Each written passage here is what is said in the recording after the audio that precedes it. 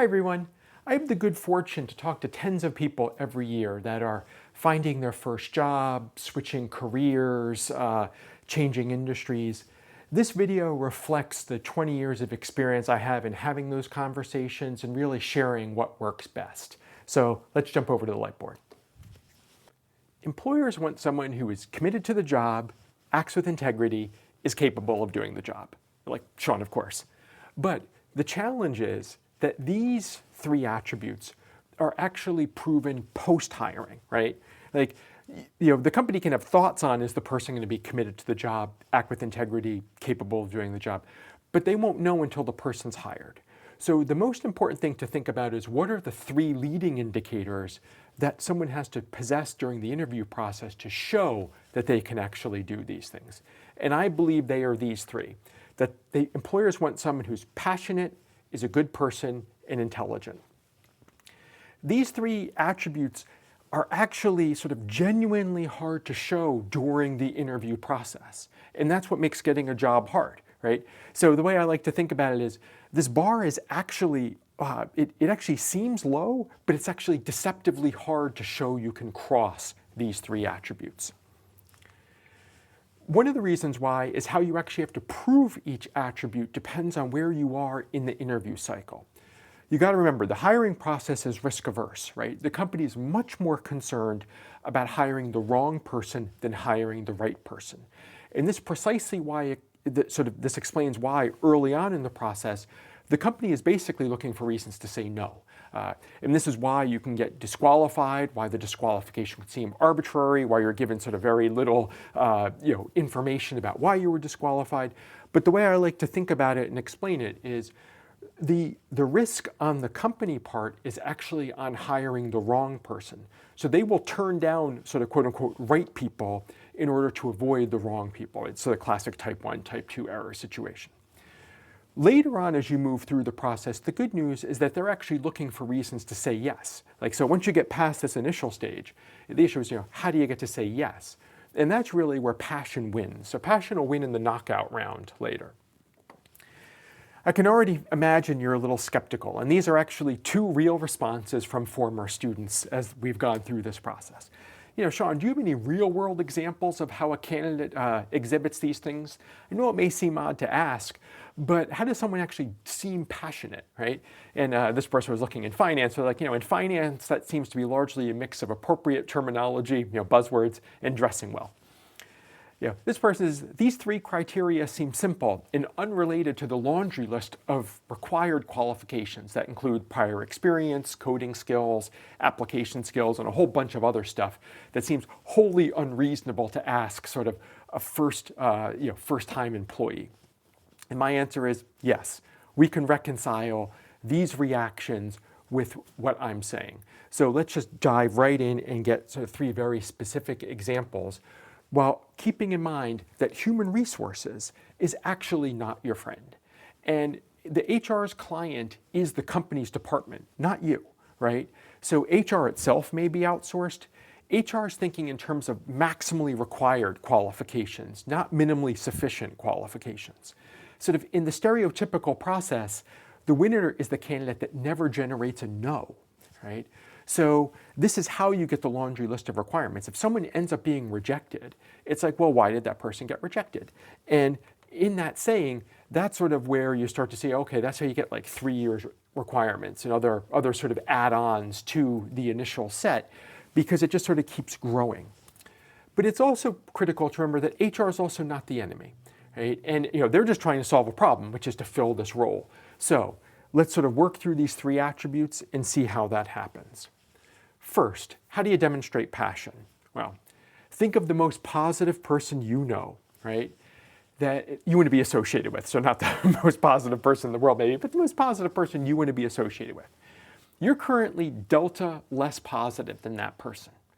What I need you to do during these interviews is to make yourself epsilon more positive than them. So this requires improving your positivity by delta plus epsilon, right? This is like the most mathematical this talk is going to get.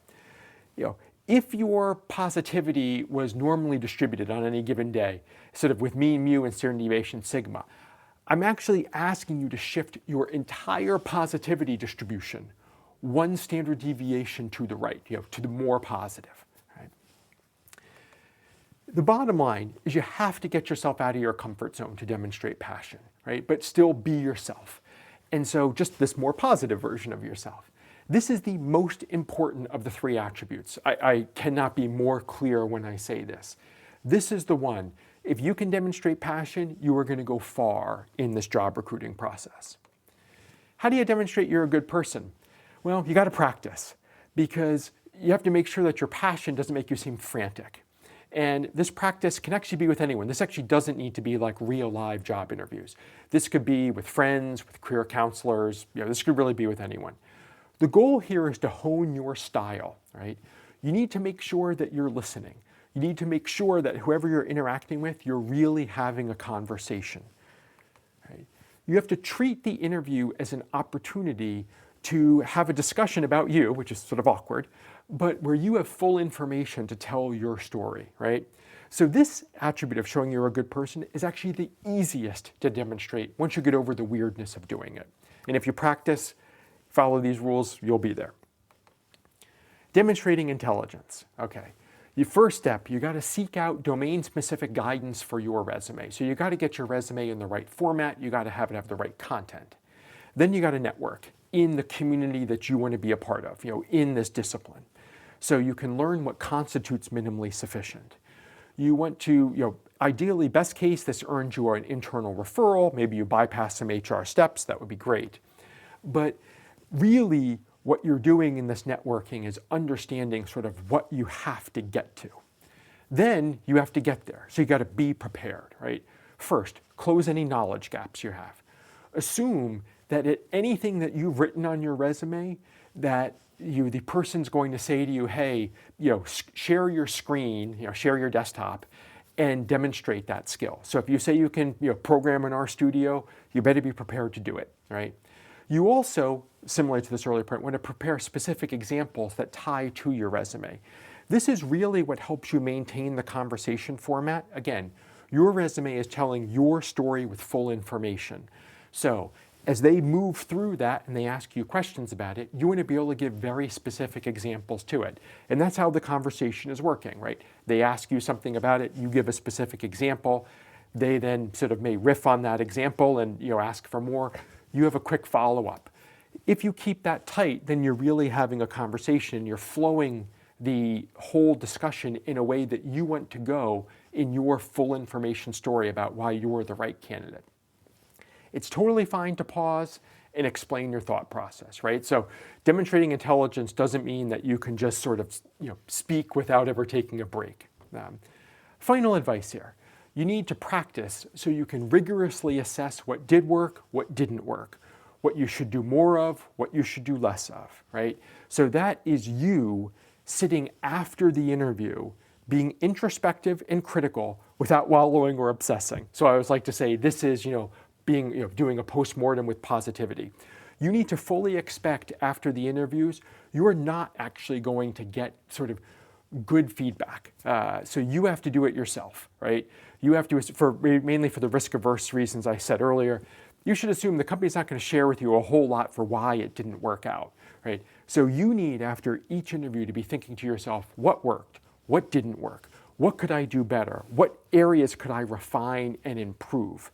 Then you'll test that out in the next interview, right? To form your personal style and see how that is working for you. But you want to constantly be doing that market test and improving. And that's got to come from you. And that means it's got to come from practice where you're really doing these interviews. You also want to restrict the search space that you are looking at, the companies you're talking to, which it might initially seem counterintuitive, but it's actually sales 101. Even if it's arbitrary, you want to do it. So you want to maintain a list of N companies, where say N is 5 or 10 at any one time. And you only keep those 5 companies on the list, assuming that they are still interacting with you. So it's not like these are 5 mythical companies. It's like every week you're doing something with these companies. Eventually some are going to rule you in, some are going to rule you out. As some rule you out, you'll replace those companies, right? But you want to keep this finite set. even if it's arbitrary, because you want to make sure that you're still working, improving, and sort of pushing the ball forward with a set of companies versus just sort of being more passive that you're sending things out, right? So be active about it, get a list of N that you really work. Remember that the interviewer is seeing hundreds of candidates. So if you're being considered, you're a viable candidate, right? To get to the next step, you just got to show them that you're passionate, a good person, and intelligent. Good luck.